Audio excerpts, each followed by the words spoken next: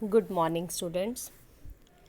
ਅੱਜ ਆਪਾਂ writing skill discuss ਕਰਾਂਗੇ। ਸਮਾਜ ਵਿੱਚ ਬਜ਼ੁਰਗਾਂ ਦਾ ਸਥਾਨ। ਪਹਿਲਾਂ ਅਸੀਂ ਕੀਤਾ ਮਨ ਜੀਤੇ ਜਗ ਜੀਤ, ਜੋ ਕਿ ਗੁਰਬਾਣੀ ਦੀ ਤੁਕ 'ਤੇ ਆਧਾਰਿਤ ਸੀ। ਨੈਕਸਟ ਸੈਕਿੰਡ ਹੈ ਸਾਡਾ ਰਾਈਟਿੰਗ ਸਕਿੱਲ ਐਸੇ ਲੇਖ। ਸਮਾਜ ਵਿੱਚ ਬਜ਼ੁਰਗਾਂ ਦਾ ਸਥਾਨ। ਹੈਡਿੰਗ ਤੋਂ ਹੀ ਕਲੀਅਰ ਹੁੰਦਾ ਹੈ ਕਿ ਅੱਜ ਕੱਲ੍ਹ ਆਪਾਂ ਆਪਣੇ ਘਰਾਂ ਦੇ ਵਿੱਚ ਜਿਹੜੇ ਸਾਡੇ ਬਜ਼ੁਰਗ ਨੇ, ਦਾਦਾ ਦਾਦੀ, ਨਾਨਾ ਨਾਨੀ, ਉਹਨਾਂ ਨੂੰ ਜ਼ਿਆਦਾ ਇੰਪੋਰਟੈਂਸ, ਮਹੱਤਤਾ ਨਹੀਂ ਦਿੰਦੇ ਅਤੇ ਉਹਨਾਂ ਦੀ ਦੁਰਗਤੀ ਹੋ ਰਹੀ ਹੈ। ਸੋ ਪਹਿਲਾਂ ਪ੍ਰਮੁੱਖ ਨੁਕਤੇ ਦਿੱਤੇ ਹੋਏ ਨੇ, ਭਾਵ ਸਬ ਹੈਡਿੰਗਸ, ਜਿਨ੍ਹਾਂ ਦੇ ਆਧਾਰ 'ਤੇ ਅਸੀਂ ਆਪਣਾ ਐਸੇ ਜਿਹੜਾ ਹੈ ਉਹ ਅਲੈਬੋਰੇਟ ਕਰਨਾ ਹੈ, ਐਕਸਪਲੇਨ ਕਰਨਾ। ਫਸਟ ਇੰਟਰੋਡਕਸ਼ਨ ਹੈ ਜਾਣ ਪਛਾਣ, ਬਜ਼ੁਰਗਾਂ ਦਾ ਆਸਰਾ, ਬਜ਼ੁਰਗਾਂ ਦੀ ਇਕੱਲਤਾ ਦੇ ਕਾਰਨ, ਬਜ਼ੁਰਗਾਂ ਦੀ ਵਰਤਮਾਨ ਯੁੱਗ ਵਿੱਚ ਸਥਿਤੀ ਔਰ ਸਿੱਟਾ।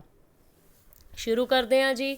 ਫਸਟ ਪੈਰਾਗ੍ਰਾਫ ਜਾਣ ਪਛਾਣ, ਕਿ ਇਹਨਾਂ ਦਾ ਮਤਲਬ ਕੀ ਹੈ, ਬਜ਼ੁਰਗ ਹੈ ਕੌਣ ਨੇ। ਫਾਰਸੀ ਵਿੱਚ ਬਜ਼ੁਰਗ ਲਫ਼ਜ਼ ਦਾ ਅਰਥ ਹੈ ਵੱਡਾ। ਕੇਵਲ ਉਮਰ ਪੱਖੋਂ ਹੀ ਵੱਡਾ ਨਹੀਂ, ਬਲਕਿ ਜੋ ਤਜਰਬੇਕਾਰ, ਸਿਆਣਾ, ਸੂਝਵਾਨ ਹੋਵੇ ਉਹ ਵਿਅਕਤੀ ਬਜ਼ੁਰਗ ਅਖਵਾਉਂਦਾ ਹੈ। ਠੀਕ ਹੈ, ਪੰਜਾਬੀ ਦੇ ਵਿੱਚ ਤਾਂ ਅਸੀਂ ਬੇਟਾ ਜੀ ਬੁੱਢਾ ਜਾਂ ਬੁੱਢੀ ਸ਼ਬਦ ਦੀ ਵਰਤੋਂ ਕਰਦੇ ਹਾਂ, ਪਰ ਇਹ ਬਜ਼ੁਰਗ ਸ਼ਬਦ ਜਿਹੜਾ ਆ ਉਹ ਵੀ ਓਲਡ ਪੀਪਲ ਲਈ ਵਰਤਿਆ ਜਾਂਦਾ ਹੈ, ਪਰ ਇਹ ਫਾਰਸੀ ਭਾਸ਼ਾ ਦੇ ਵਿੱਚੋਂ ਲਿਆ ਗਿਆ ਸ਼ਬਦ ਹੈ, ਜਿਸ ਦਾ ਅਰਥ ਹੁੰਦਾ ਹੈ ਵੱਡਾ। ਲੇਖਕ ਕਹਿੰਦਾ ਹੈ ਕਿ ਉਮਰ ਪੱਖੋਂ ਹੀ ਨਹੀਂ ਵੱਡਾ ਹੋਣਾ, ਬਲਕਿ ਉਹਨੂੰ ਜ਼ਿੰਦਗੀ ਦਾ ਤਜਰਬਾ ਹੁੰਦਾ ਹੈ, ਉਹ ਸਿਆਣਾ ਹੁੰਦਾ ਹੈ, ਸੋਝੀਵਾਨ, ਸੂਝਵਾਨ ਹੁੰਦਾ ਹੈ, ਤਾਂ ਉਹ ਵਿਅਕਤੀ ਜਿਹੜਾ ਆ ਬਜ਼ੁਰਗ ਅਖਵਾਉਂਦਾ ਹੈ, ਤਾਂ ਵੱਡਾ ਅਖਵਾਉਂਦਾ ਹੈ। ਬੁਢਾਪਾ ਜ਼ਿੰਦਗੀ ਦੇ ਆਖਰੀ ਪੜਾਅ ਦੀ ਨਿਸ਼ਾਨੀ ਹੈ। ਉਮਰ ਦੇ ਇਸ ਪੜਾਅ ਤੱਕ ਪਹੁੰਚਦਿਆਂ ਵਿਅਕਤੀ ਤਜਰਬੇ ਨਾਲ ਸੂਝਵਾਨ ਹੋ ਜਾਂਦਾ ਹੈ। ਜ਼ਿੰਦਗੀ ਦੇ 3 ਪੜਾਅ ਮੁੱਖ ਮੰਨੇ ਗਏ ਨੇ, ਬਚਪਨ, ਜਵਾਨੀ, ਬੁਢਾਪਾ। ਠੀਕ ਹੈ ਜੀ, ਅਤੇ ਇਹ ਜਿਹੜਾ ਬੁਢਾਪਾ ਹੈ, ਬਜ਼ੁਰਗੀਪਨ ਹੈ, ਇਹ ਸਾਡੀ ਜ਼ਿੰਦਗੀ ਦਾ ਆਖਰੀ ਪੜਾਅ ਹੈ। ਇੱਥੇ ਤੱਕ ਪਹੁੰਚਦਿਆਂ ਬੰਦਾ ਆਪਣੀ ਸਾਰੀ ਜ਼ਿੰਦਗੀ ਦੇ ਤਜਰਬੇ ਨੂੰ ਹੰਢਾ ਲੈਂਦਾ ਅਤੇ ਉਹ ਸਿਆਣਾ ਹੋ ਜਾਂਦਾ ਹੈ, ਸੂਝਵਾਨ ਹੋ ਜਾਂਦਾ ਹੈ। ਉਹ ਆਪਣੇ ਤਜਰਬਿਆਂ ਦੇ ਆਧਾਰ 'ਤੇ ਆਪਣੇ ਪਰਿਵਾਰ ਨੂੰ ਸਲਾਹ ਮਸ਼ਵਰੇ ਦਿੰਦਾ ਹੈ ਤਾਂ ਜੋ ਤਰੱਕੀ ਕਰ ਸਕਣ। ਉਮਰ ਦੇ ਲਿਹਾਜ਼ ਨਾਲ ਉਸਦੇ ਸੁਭਾਅ ਵਿੱਚ ਤਬਦੀਲੀ ਆ ਅਤੇ ਉਸਦੇ ਵਿਚਾਰ ਉਸਦੇ ਪਰਿਵਾਰ ਨੂੰ ਚੰਗੇ ਨਹੀਂ ਲੱਗਦੇ। ਸਿੱਟੇ ਵਜੋਂ ਬਜ਼ੁਰਗ ਆਪਣੇ ਘਰ ਪਰਿਵਾਰ ਵਿੱਚ ਰਹਿੰਦੇ ਹੋਏ ਵੀ ਡਾਲੀ ਨਾਲੋਂ ਟੁੱਟੇ ਹੋਏ ਫੁੱਲ ਵਾਂਗ ਹੁੰਦੇ ਹਨ। ਸੋ ਲੇਖਕ ਕੀ ਕਹਿੰਦਾ ਕਿ ਉਹ ਤਜਰਬਾ ਆਪਣੇ ਬੱਚਿਆਂ ਨੂੰ ਦੇਣਾ ਚਾਹੁੰਦੇ ਹਨ, ਪਰ ਅੱਜ ਦੀ ਨੌਜਵਾਨ ਪੀੜ੍ਹੀ, ਬੱਚੇ ਜਿਹੜੇ ਆ ਉਹ ਉਹਨਾਂ ਦੇ ਤਜਰਬੇ ਨੂੰ ਹਾਸਲ ਨਹੀਂ ਕਰਨਾ ਚਾਹੁੰਦੇ ਅਤੇ ਉਹ ਇੱਕ ਰੁੱਖ ਦੇ ਨਾਲੋਂ, ਇੱਕ ਬੂਟੇ ਦੇ ਨਾਲੋਂ, ਡਾਲੀ ਦੇ ਨਾਲੋਂ, ਟਾਹਣੀ ਦੇ ਨਾਲੋਂ ਟੁੱਟੇ ਹੋਏ ਫੁੱਲ ਦੀ ਤਰ੍ਹਾਂ ਆਪਣੇ ਆਪ ਨੂੰ ਮਹਿਸੂਸ ਕਰਦੇ ਹਨ। ਹੁਣ ਸਵਾਲ ਇਹ ਪੈਦਾ ਹੁੰਦਾ ਹੈ ਕਿ ਸਮਾਜ ਵਿੱਚ ਬਜ਼ੁਰਗਾਂ ਦਾ ਸਥਾਨ ਕਿਹੋ ਜਿਹਾ ਹੈ ਅਤੇ ਕਿਹੋ ਜਿਹਾ ਹੋਣਾ ਚਾਹੀਦਾ ਹੈ। ਅੱਗੇ ਫਸਟ ਪੈਰਾ ਜਿਹੜਾ ਸ਼ੁਰੂ ਕੀਤਾ ਗਿਆ ਹੈ, ਬਜ਼ੁਰਗਾਂ ਦਾ ਆਸਰਾ। ਕਹਿੰਦੇ ਬਜ਼ੁਰਗਾਂ ਦਾ ਬਹੁਤ ਆਸਰਾ ਹੁੰਦਾ ਹੈ, ਓਟ ਹੁੰਦੀ ਹੈ, ਸਹਾਰਾ ਹੁੰਦਾ ਹੈ। ਘਰ ਵਿੱਚ ਬਜ਼ੁਰਗਾਂ ਦਾ ਆਸਰਾ ਰੱਬ ਵਰਗਾ ਹੁੰਦਾ ਹੈ। ਬਜ਼ੁਰਗਾਂ ਦੇ ਘਰਾਂ ਵਿੱਚ ਮੌਜੂਦ ਹੋਣ ਦੇ ਨਾਲ ਹੀ ਸੁੰਨਾ ਘਰ ਭਰਿਆ ਭਰਿਆ ਜਾਪਦਾ ਹੈ ਅਤੇ ਇਕੱਲਤਾ ਦਾ ਅਹਿਸਾਸ ਨਹੀਂ ਹੁੰਦਾ। ਇਹਨਾਂ ਦੇ ਆਸਰੇ ਹੀ ਅਸੀਂ ਦੁਨਿਆਵੀ ਕੰਮ ਨਿਪਟਾਉਣ ਲਈ ਘਰੋਂ ਬੇਫਿਕਰ ਹੋ ਕੇ ਚਲੇ ਜਾਂਦੇ ਹਾਂ ਅਤੇ ਕਈ ਘਰੇਲੂ ਅਤੇ ਸਮਾਜਿਕ ਜ਼ਿੰਮੇਵਾਰੀਆਂ ਤੋਂ ਵੀ ਮੁਕਤ ਹੋ ਜਾਂਦੇ ਹਾਂ। ਸੋ ਜਿਨ੍ਹਾਂ ਦੇ ਘਰ, ਜਿਸ ਤਰ੍ਹਾਂ ਕੋਈ ਸਿੰਗਲ ਫੈਮਿਲੀ ਦੇ ਵਿੱਚ ਰਹਿੰਦਾ ਆ, ਅਤੇ ਜੇਕਰ ਘਰ ਬਜ਼ੁਰਗ ਹੈਗੇ ਆ, ਮਾਤਾ ਪਿਤਾ ਹੈਗੇ ਆ, ਤਾਂ ਅਸੀਂ ਉਹਨਾਂ ਦੇ ਸਿਰ 'ਤੇ ਆਪਣੇ ਘਰਾਂ ਨੂੰ ਬਿਨਾਂ ਜਿੰਦਿਆਂ ਲਾਏ ਹੀ ਆਪਣੇ ਕੰਮਾਂ ਕਾਰਾਂ 'ਤੇ ਜਾ ਸਕਦੇ ਹਾਂ, ਚਲੇ ਵੀ ਜਾਂਦੇ ਹਾਂ, ਕਿਉਂਕਿ ਸਿਆਣੇ ਆਖਦੇ ਨੇ ਕਿ ਬਜ਼ੁਰਗ ਜਿਹੜੇ ਉਹ ਘਰ ਦਾ ਜਿੰਦਾ ਹੁੰਦੇ ਨੇ, ਤਾਲਾ ਹੁੰਦੇ ਨੇ। ਬਜ਼ੁਰਗਾਂ ਦੇ ਲਾਡ ਪਿਆਰ ਨਾਲ ਛੋਟੇ ਬੱਚੇ ਵੀ ਚੰਗੀਆਂ ਅਤੇ ਨੇਕ ਆਦਤਾਂ ਸਿੱਖਦੇ ਹਨ। ਉਹਨਾਂ ਵਿੱਚ ਆਪਣਾਪਣ, ਸਲੀਕਾ, ਸਤਿਕਾਰ ਅਤੇ ਮਿਲਵਰਤਨ ਦੀ ਭਾਵਨਾ ਆ ਜਾਂਦੀ ਹੈ। ਸੋ ਬੇਟਾ ਜੀ ਇਸ ਲਾਈਨ ਨੂੰ ਅੰਡਰਲਾਈਨ ਕਰੋ ਕਿ ਬਜ਼ੁਰਗਾਂ ਦੇ ਦੁਆਰਾ ਹੀ ਸਾਡੇ ਅੰਦਰ ਜਿਹੜੀਆਂ ਨੈਤਿਕ ਕਦਰਾਂ ਕੀਮਤਾਂ ਆ ਉਹ ਪੈਦਾ ਹੁੰਦੀਆਂ ਹਨ। ਬੱਚਿਆਂ ਨੂੰ ਬਚਪਨ ਵਿੱਚ ਸਾਰਥਕ ਬਣਾਉਣਾ ਅਤੇ ਉਹਨਾਂ ਨੂੰ ਨੇਕ ਅਤੇ ਇਮਾਨਦਾਰ ਬਣਾਉਣ ਵਿੱਚ ਕੇਵਲ ਬਜ਼ੁਰਗਾਂ, ਦਾਦਾ ਦਾਦੀਆਂ ਅਤੇ ਨਾਨੇ ਨਾਨੀਆਂ ਦੇ ਹਿੱਸੇ ਹੀ ਆਇਆ ਹੈ। ਬਜ਼ੁਰਗਾਂ ਵਿੱਚ ਇਕੱਲਤਾ ਦੇ ਕਾਰਨ। ਹੁਣ ਲੇਖਕ ਕੀ ਕਹਿੰਦਾ ਹੈ ਕਿ ਇਹਨਾਂ ਪਿੱਛੇ ਕੀ ਕਾਰਨ ਨੇ ਕਿ ਬਜ਼ੁਰਗ ਜਿਹੜੇ ਉਹ ਇਕੱਲੇ ਹੋ ਚੁੱਕੇ ਨੇ। ਪਰ ਅਫਸੋਸ ਅੱਜ ਵਕਤ ਬਦਲ ਗਿਆ ਹੈ, ਆਪਣੇ ਪਰਾਏ ਹੋ ਗਏ ਹਨ, ਖੂਨ ਦੇ ਰਿਸ਼ਤੇ ਵੀ ਸਵਾਰਥੀ ਹੋ ਗਏ ਹਨ। ਅੱਜ ਘਰਾਂ ਵਿੱਚ ਬਜ਼ੁਰਗਾਂ ਦੀ ਹੋਂਦ ਅਤੇ ਹਾਜ਼ਰੀ ਵਾਧੂ ਜਿਹੀ ਜਾਪਣ ਲੱਗ ਪਈ ਹੈ। ਕਹਿੰਦਾ ਕਿ ਅੱਜ ਸਮੇਂ ਦੇ ਦੌਰ ਦੇ ਬਦਲਣ ਦੇ ਨਾਲ ਸਾਡੇ ਰਿਸ਼ਤੇ ਜਿਹੜੇ ਉਹ ਖੂਨ ਦੇ ਰਿਸ਼ਤੇ ਉਹ ਸਵਾਰਥੀ ਹੋ ਚੁੱਕੇ ਹਨ, ਮਤਲਬੀ ਹੋ ਚੁੱਕੇ ਹਨ। ਅਸੀਂ ਸਿਰਫ ਆਪਣੇ ਸਵਾਰਥ ਲਈ ਹੀ ਰਿਸ਼ਤੇ ਨਿਭਾਉਣਾ ਜਾਣਦੇ ਹਾਂ ਅਤੇ ਜੇਕਰ ਘਰ ਦੇ ਵਿੱਚ ਕੋਈ ਬਜ਼ੁਰਗ ਰਹਿੰਦਾ ਆ ਉਹ ਸਾਨੂੰ ਵਾਧੂ ਜਿਹਾ ਲੱਗਣ ਲੱਗ ਪਿਆ ਹੈ। ਇਸ ਦਾ ਇੱਕ ਕਾਰਨ ਤਾਂ ਸਪਸ਼ਟ ਹੈ, ਨਵੀਂ ਪੀੜ੍ਹੀ ਅਤੇ ਪੁਰਾਣੀ ਪੀੜ੍ਹੀ ਦੇ ਵਿਚਾਰਾਂ ਵਿੱਚ ਤਕਰਾਰ। Very very important. So first point ਹੈ ਸਾਡਾ ਕਾਰਨ ਕੀ ਹੈ ਕਿ ਨਵੀਂ ਪੀੜ੍ਹੀ ਅਸੀਂ ਹਾਂ ਅਤੇ ਪੁਰਾਣੀ ਪੀੜ੍ਹੀ ਸਾਡੇ ਬਜ਼ੁਰਗ ਨੇ। ਉਹਨਾਂ ਦੇ ਵਿਚਕਾਰ ਜਿਹੜਾ ਪਾੜਾ ਹੈ, ਪੀੜ੍ਹੀ ਪਾੜਾ, ਜਨਰੇਸ਼ਨ ਗੈਪ ਆ ਜਿਹੜਾ ਘੱਟੋ ਘੱਟ 25-30 ਸਾਲ ਦਾ, 40 ਸਾਲ ਦਾ ਗੈਪ, ਉਹਦੇ ਨਾਲ ਸਾਡੇ ਆਪਸ ਦੇ ਵਿੱਚ ਜਿਹੜੇ ਉਹਨਾਂ ਦੇ ਵਿਚਾਰ ਨਹੀਂ ਮਿਲਦੇ। ਬਜ਼ੁਰਗਾਂ ਦਾ ਪੁਰਾਤਨ ਮੁਖੀ ਹੋਣਾ, ਹਰ ਗੱਲ ਵਿੱਚ ਨੁਕਤਾਚੀਨੀ ਕਰਨੀ ਅਤੇ ਆਪਣੇ ਜ਼ਮਾਨੇ ਦੀਆਂ ਗੱਲਾਂ ਕਰਨੀਆਂ ਦੁਹਰਾਉਣੀਆਂ ਉਹਨਾਂ ਦੀ ਆਦਤ ਬਣ ਜਾਂਦੀ ਹੈ। ਦੂਸਰਾ ਕਾਰਨ ਕੀ ਹੈ ਕਿ ਉਹ ਦਖਲ ਅੰਦਾਜ਼ੀ ਕਰਦੇ ਨੇ, ਨੁਕਤਾਚੀਨੀ ਕਰਦੇ ਨੇ, ਜਿਸ ਨੂੰ ਅੱਜ ਦੀ ਨੌਜਵਾਨ ਪੀੜ੍ਹੀ ਬਿਲਕੁਲ ਵੀ ਪਸੰਦ ਨਹੀਂ ਕਰਦੀ। ਨਵੀਂ ਪੀੜ੍ਹੀ ਬਜ਼ੁਰਗਾਂ ਦੀ ਦਖਲ ਅੰਦਾਜ਼ੀ ਬਰਦਾਸ਼ਤ ਨਹੀਂ ਕਰ ਸਕਦੀ। ਉਹ ਆਪਣੇ ਸੋਸ਼ਲ ਸਟੇਟਸ ਦੀ ਖਾਤਰ ਬਜ਼ੁਰਗਾਂ ਨੂੰ ਦੂਰੀਆਂ ਬਣਾਉਣਾ ਚਾਹੁੰਦੇ ਹਨ, ਜਿਸ ਦੇ ਸਿੱਟੇ ਵਜੋਂ ਬਜ਼ੁਰਗ ਇਕੱਲੇ ਰਹਿ ਜਾਂਦੇ ਹਨ। ਇਸ ਤੋਂ ਇਲਾਵਾ ਬਜ਼ੁਰਗਾਂ ਦੀ ਇਕੱਲਤਾ ਦਾ ਕਾਰਨ ਵਿਦੇਸ਼ ਜਾ ਵਸੇ ਪੁੱਤਰਾਂ ਦੀ ਜੁਦਾਈ ਹੈ। ਅਗਲਾ ਕਾਰਨ ਲੇਖਕ ਕੀ ਦੱਸਦਾ ਹੈ ਕਿ ਦਖਲ ਅੰਦਾਜ਼ੀ ਤੋਂ ਬਾਅਦ ਹੁਣ ਇੱਕ ਹੋਰ ਵੱਡਾ ਕਾਰਨ ਕਿ ਅਸੀਂ ਆਪਣੇ ਧੀਆਂ ਪੁੱਤਰਾਂ ਨੂੰ ਵਿਦੇਸ਼ ਦੇ ਵਿੱਚ ਭੇਜਣਾ, ਬਾਹਰ ਭੇਜਣਾ ਸ਼ੁਰੂ ਕਰ ਦਿੱਤਾ ਹੈ, ਜਿਸ ਦੇ ਸਿੱਟੇ ਵਜੋਂ ਉਹ ਪੁੱਤਰ ਆਪਣੀਆਂ ਪੂਰੀ ਫੈਮਿਲੀ ਦੇ ਨਾਲ ਬਾਹਰ ਸੈੱਟ ਹੋ ਜਾਂਦੇ ਹਨ ਅਤੇ ਪਿੱਛੇ ਬਜ਼ੁਰਗ ਜਿਹੜੇ ਨੇ ਮਾਤਾ ਪਿਤਾ ਉਹ ਇਕੱਲੇ ਰਹਿ ਜਾਂਦੇ ਹਨ। ਵਧੇਰੇ ਪੈਸਾ ਕਮਾਉਣ ਦੇ ਲਾਲਚ ਜਾਂ ਕਿਸੇ ਹੋਰ ਮਜਬੂਰੀ ਵਸ ਪੁੱਤਾਂ ਵੱਲੋਂ ਵਿਦੇਸ਼ ਜਾਣਾ ਅਤੇ ਫਿਰ ਪਰਿਵਾਰ ਸਮੇਤ ਉੱਥੇ ਹੀ ਪੱਕਾ ਵਸੇਬਾ ਬਣਾ ਲੈਣਾ। ਵਸੇਬਾ ਰਹਿਣ ਦਾ ਸਾਧਨ, ਰੈਜ਼ੀਡੈਂਸ। ਪਿੱਛੇ ਰਹਿ ਗਏ ਬਜ਼ੁਰਗ ਮਾਪਿਆਂ ਨੂੰ ਇਕੱਲਤਾ ਦਾ ਸੰਤਾਪ ਝੱਲਣ ਲਈ ਮਜਬੂਰ ਹੋਣਾ ਪੈਂਦਾ ਹੈ। ਸੰਤਾਪ ਮਤਲਬ ਦੁੱਖ, ਵਿਛੋੜਾ। ਇਸ ਤਰ੍ਹਾਂ ਇਹ ਸਾਰੇ ਕਾਰਨ ਨੇ ਕਿ ਬਜ਼ੁਰਗ ਜਿਹੜੇ ਉਹ ਇਕੱਲੇ ਰਹਿ ਚੁੱਕੇ ਹਨ। ਬਜ਼ੁਰਗਾਂ ਦੀ ਵਰਤਮਾਨ ਯੁੱਗ ਵਿੱਚ ਸਥਿਤੀ। ਫਿਰ ਲੇਖਕ ਕੀ ਗੱਲ ਕਰਦਾ ਹੈ ਕਿ ਅੱਜ ਦੇ ਪ੍ਰੈਜ਼ੈਂਟ ਸਮੇਂ ਦੇ ਵਿੱਚ ਚੱਲ ਰਹੇ ਯੁੱਗ ਦੇ ਵਿੱਚ ਉਹਨਾਂ ਦੀ ਸਿਚੁਏਸ਼ਨ ਕੀ ਹੈ, ਸਥਿਤੀ ਕੀ ਹੈ। ਅੱਜ ਕੱਲ੍ਹ ਘਰਾਂ ਵਿੱਚ ਜਾਂ ਸਮਾਜ ਵਿੱਚ ਬਜ਼ੁਰਗਾਂ ਨੂੰ ਉਹ ਮਾਣ ਸਤਿਕਾਰ ਹਾਸਲ ਨਹੀਂ ਹੋ ਰਿਹਾ ਜਿਸ ਦੇ ਉਹ ਹੱਕਦਾਰ ਹੁੰਦੇ ਹਨ। ਉਹਨਾਂ ਦੀ ਅਜਿਹੀ ਅਪਮਾਨਜਨਕ ਸਥਿਤੀ ਉਹਨਾਂ ਦੇ ਆਪਣੇ ਹੀ ਪਰਿਵਾਰ ਵੱਲੋਂ ਕੀਤੀ ਜਾਂਦੀ ਹੈ। ਉਹਨਾਂ ਦੀਆਂ ਲੋੜਾਂ ਦਾ ਖਿਆਲ ਨਹੀਂ ਰੱਖਿਆ ਜਾਂਦਾ।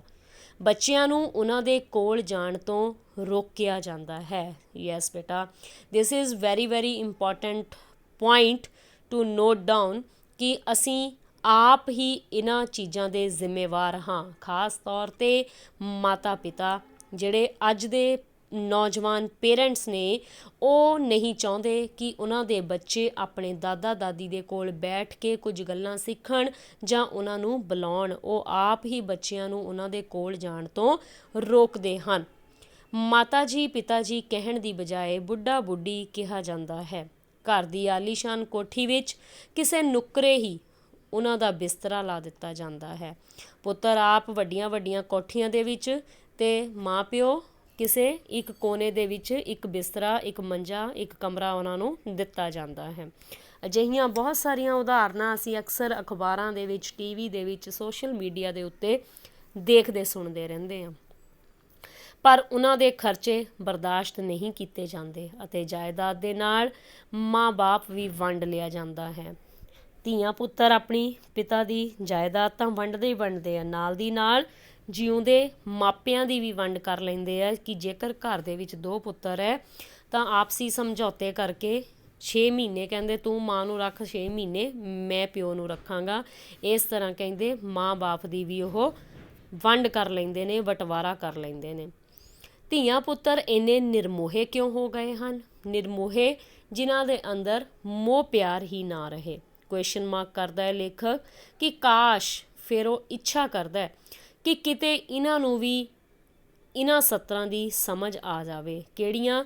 ਜਿਹੜੀਆਂ ਉਹਨੇ ਹੇਠ ਕਵੀ ਪ੍ਰੋਫੈਸਰ ਮੋਹਨ ਸਿੰਘ ਦੀਆਂ ਲਿਖੀਆਂ ਹੋਈਆਂ ਸਤਰਾਂ ਨੂੰ ਬਿਆਨ ਕੀਤਾ ਆ ਕਿ ਮਾਂ ਵਰਗਾ ਘਣਸ਼ਾਵਾਂ ਬੂਟਾ ਮੈਨੂੰ ਕਿਧਰੇ ਨਜ਼ਰ ਨਾ ਆਏ, ਜਿਸ ਤੋਂ ਲੈ ਕੇ ਛਾਂ ਉਧਾਰੀ ਰੱਬ ਨੇ ਸੁਰਗ ਬਣਾਏ। ਕਿ ਮਾਂ ਇੱਕ ਉਹ ਅਜਿਹਾ ਰੁੱਖ ਹੈ, ਘਣਸ਼ਾਵਾਂ ਬੂਟਾ ਹੈ, ਘਣਸ਼ਾਵਾਂ ਜਿਸ ਦੀ ਸੰਘਣੀ ਛਾਂ ਹੁੰਦੀ ਹੈ। ਕਹਿੰਦਾ ਕਿ ਉਸ ਤਰ੍ਹਾਂ ਦਾ ਰੁੱਖ ਜਾਂ ਬੂਟਾ ਮੈਨੂੰ ਹੋਰ ਕਿਧਰੇ ਵੀ ਨਜ਼ਰ ਨਹੀਂ ਆਉਂਦਾ, ਜੋ ਬੂਟਾ ਸਾਨੂੰ ਪਰਮਾਤਮਾ ਨੇ ਸਾਡੀ ਮਾਂ ਦੇ ਰੂਪ ਦੇ ਵਿੱਚ ਦਿੱਤਾ ਹੈ। ਕਿਉਂਕਿ ਜਿਸ ਤਰ੍ਹਾਂ ਇੱਕ ਰੁੱਖ ਆਪਣੀ ਸੰਘਣੀ ਛਾਂ ਦੇ ਕਰਕੇ ਸਾਰਿਆਂ ਨੂੰ ਸੁੱਖ ਪ੍ਰਦਾਨ ਕਰਦਾ ਹੈ, ਉਸੇ ਤਰ੍ਹਾਂ ਇੱਕ ਮਾਂ ਆਪਣੀ ਮਮਤਾ ਦੇ ਨਾਲ ਸਾਡੀਆਂ ਬਲਾਵਾਂ ਨੂੰ ਦੂਰ ਕਰਦੀ ਹੈ, ਸਾਡੀਆਂ ਸੁੱਖਾਂ ਸੁੱਖਦੀ ਹੈ, ਸਾਡੀਆਂ ਸੱਧਰਾਂ ਪਾਲਦੀ ਹੈ ਅਤੇ ਸਾਨੂੰ ਆਪਣੇ ਪੇਟ ਦੇ ਵਿੱਚ 9 ਮਹੀਨੇ ਰੱਖ ਕੇ ਕਸ਼ਟ ਸਹਿਣ ਕਰਕੇ ਜਨਮ ਦਿੰਦੀ ਹੈ, ਪਾਲ ਪੋਸ ਕੇ ਵੱਡਾ ਕਰਦੀ ਹੈ। ਉਸ ਦਾ ਕਰਜ਼ਾ ਤਾਂ ਅਸੀਂ ਕਦੇ ਵੀ ਨਹੀਂ ਚੁਕਾ ਸਕਦੇ। ਅਤੇ ਰੱਬ ਨੇ ਵੀ ਕਹਿੰਦੇ ਕਿ ਉਸ ਮਾਂ ਦੇ ਕੋਲੋਂ ਛਾਂ ਉਧਾਰੀ ਲੈ ਕੇ ਸਵਰਗ ਬਣਾਇਆ ਹੈ। ਕਿਹੜਾ ਸਵਰਗ? ਸਾਨੂੰ ਮਾਤਾ ਪਿਤਾ ਦਾ ਜਿਹੜਾ ਸੁੱਖ ਦਿੱਤਾ ਹੈ, ਕਿ ਸਾਡੇ ਘਰ ਦੇ ਵਿੱਚ ਹੀ ਉਹਨੇ ਸਵਰਗ ਬਣਾ ਦਿੱਤਾ ਸਾਨੂੰ ਇੱਕ ਮਾਂ ਦੇ ਕੇ। ਬਜ਼ੁਰਗਾਂ ਦਾ ਅਪਮਾਨ ਕਰਨ ਵਿੱਚ ਨੌਹਾਂ ਪੁੱਤਾਂ ਦਾ ਅਹਿਮ ਰੋਲ ਹੁੰਦਾ ਹੈ। ਨੌਹਾਂ ਦੇ ਖਰਵੇ ਬੋਲ ਅਤੇ ਅਣਮਨੁੱਖੀ ਵਤੀਰਾ ਇਨਸਾਨੀਅਤ ਦਾ ਘਾਣ ਹੈ। ਇਨਸਾਨੀਅਤ ਦਾ ਘਾਣ ਮਤਲਬ ਖਾਤਮਾ। ਕਿ ਜਿਹੜੀਆਂ ਨੌਹਾਂ ਦੂਸਰੇ ਘਰ ਤੋਂ ਵਿਆਹ ਕੇ ਆਈਆਂ ਹੁੰਦੀਆਂ ਹਨ, ਉਹਨਾਂ ਦੇ ਦੁਆਰਾ ਬੋਲੇ ਜਾਂਦੇ ਮਾੜੇ ਬੋਲ ਅਤੇ ਅਮਾਨਵੀ ਅਣਮਨੁੱਖੀ ਜਿਹੜਾ ਵਿਵਹਾਰ ਹੈ ਸੱਸ ਸਹੁਰੇ ਨਾਲ ਕੀਤਾ ਜਾਂਦਾ ਹੈ, ਉਹ ਇਸ ਸਥਿਤੀ ਨੂੰ ਪਤਨ ਵੱਲ ਲੈ ਕੇ ਜਾ ਰਿਹਾ ਹੈ। ਲੋਕ ਵਿਖਾਵੇ ਖਾਤਰ ਸ਼ਰਧਾ ਦਾ ਢੋਂਗ ਰਚਾ ਕੇ ਧਾਰਮਿਕ ਸਥਾਨਾਂ 'ਤੇ ਜਾ ਕੇ ਸੇਵਾ ਕਰਨੀ, ਪਰ ਘਰ ਵਿੱਚ ਬਜ਼ੁਰਗਾਂ ਦੀ ਸੇਵਾ ਖਰਵੇ ਬੋਲਾਂ ਰਾਹੀਂ ਕਰਨੀ, ਇਹਨਾਂ ਦੀ ਤਾਂ ਜਿਵੇਂ ਫਿਤਰਤ ਹੀ ਬਣ ਗਈ ਹੈ। ਕਹਿੰਦਾ ਕਿ ਇਹ ਸਭ ਕੁਝ ਦਿਖਾਵਾ ਹੈ, ਢੋਂਗ ਹੈ ਕਿ ਅਸੀਂ ਧਾਰਮਿਕ ਸਥਾਨਾਂ 'ਤੇ ਜਾ ਕੇ ਜੁੱਤੀਆਂ ਜੋੜੇ ਝਾੜਦੇ ਹਾਂ, ਭਾਂਡਿਆਂ ਦੀ ਸੇਵਾ ਕਰਦੇ ਹਾਂ, ਪਰ ਸਾਡੇ ਬਜ਼ੁਰਗ ਜਿਹੜੇ ਆ ਘਰ ਦੇ ਵਿੱਚ ਰੁਲਦੇ ਫਿਰ ਰਹੇ ਹਨ। ਮਜਬੂਰ ਬਜ਼ੁਰਗ ਆਪਣੇ ਘਰ ਵਿੱਚ ਆਪਣਿਆਂ ਦੇ ਸਾਹਮਣੇ ਹੀ ਬੇਗਾਨੇ ਬਣ ਕੇ ਰਹਿ ਜਾਂਦੇ ਹਨ।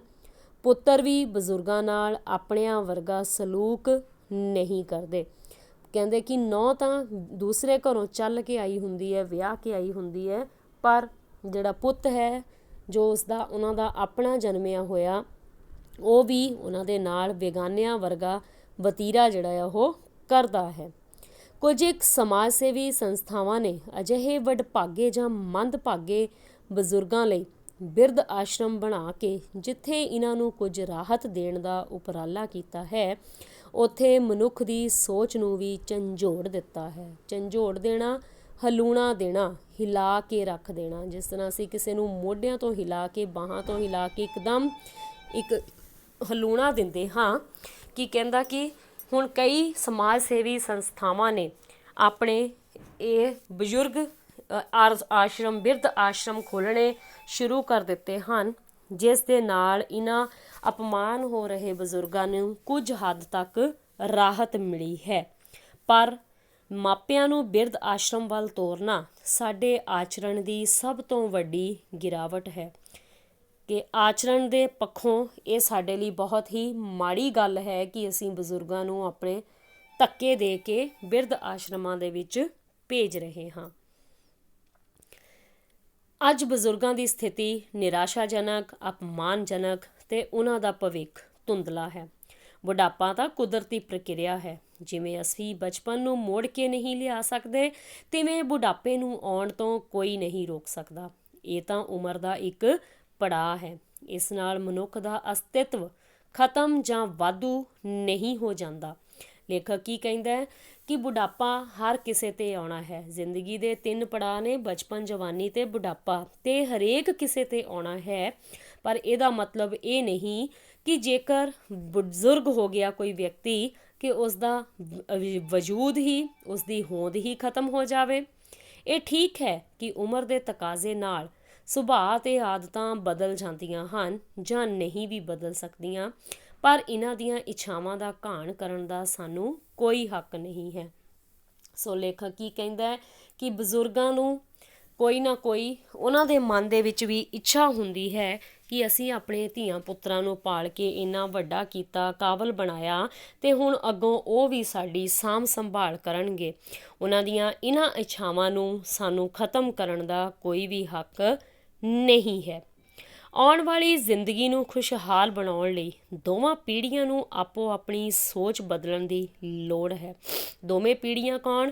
ਅਸੀਂ ਤੇ ਸਾਡੇ ਬਜ਼ੁਰਗ।